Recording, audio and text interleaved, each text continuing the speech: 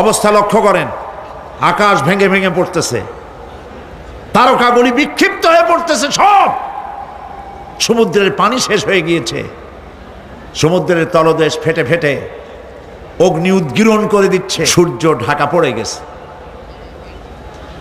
মহান আল্লাহ রাব্বুল আলামিন বলেন, ফাইদা বারিকাল বাসারু ওয়া খাসাফাল কমারু ওয়া জুমিআশ শামসু ওয়াল কমার।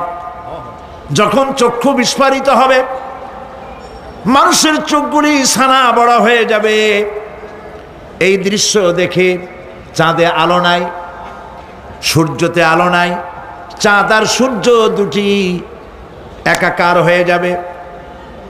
আল্লাহ পাক বলছেন, ওয়া হুমিলাতিল আরদু ওয়াল জিবালু ফাদুক্কাতা দাক্কাতান ওয়াহিদা।